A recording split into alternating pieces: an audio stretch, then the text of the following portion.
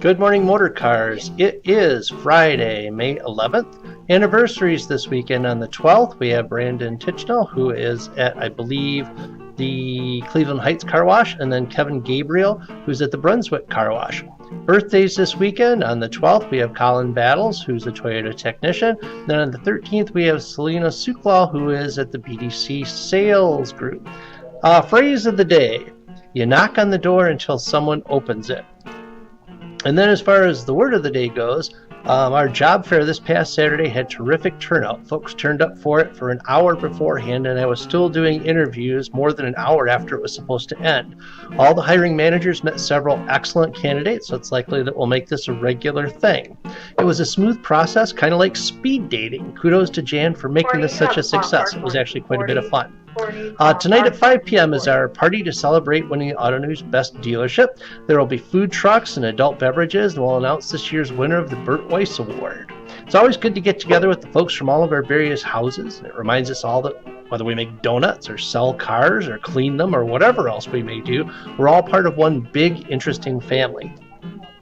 Speaking of that, if you've ever wondered what all the Motorcars managers do and talk about in our weekly manager meetings, we're currently reading a book called The Power of Moments.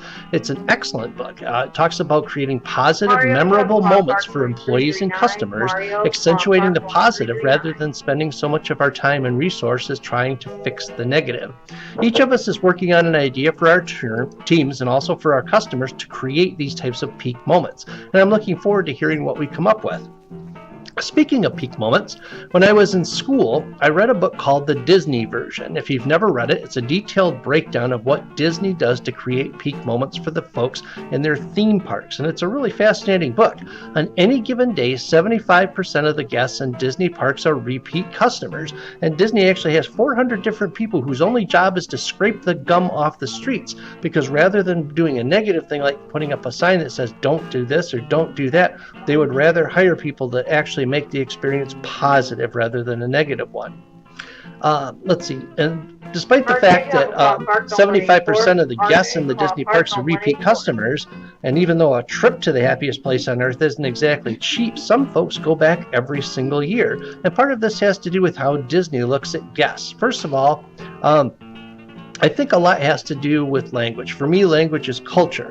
So when you label something, it takes along a lot of things with it. And I think it's time for us to change the label that we give customers or guests. I think going forward, we should call them our audience. Once or twice a year, our audience comes to see a show called Motor Cars. They expect perfection because that's what our show is all about. If we forgot to bake cookies, their oil change takes 2 hours, or they feel like we're not listening when they tell us how great their trade-in is, they won't come to our next performance, and they'll tell their friends that our show isn't as good as it used to be.